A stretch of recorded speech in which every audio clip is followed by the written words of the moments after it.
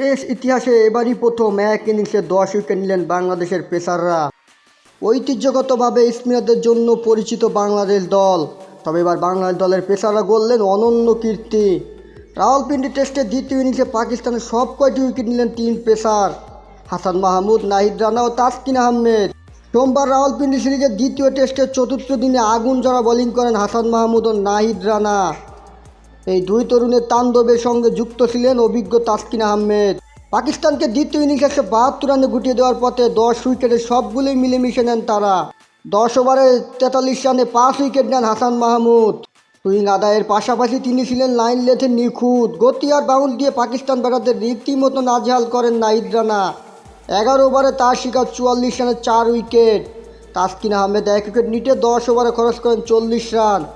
এদিকে বাংলার সপ্তম পেসার হিসাবে এক টেস্টে 5 উইকেট নিলেন হাসান মাহমুদ। পাকিস্তানি বিপক্ষে তিনিই প্রথম। হাসানের চেয়ে কম রানে 5 উইকেট নেওয়া বাংলাদেশি পেসার শুধুমাত্র শাহাদাত হোসেন। 2006 সালে দক্ষিণ আফ্রিকার বিপক্ষে 27 রানে 6 উইকেট নিয়েছিলেন তিনি।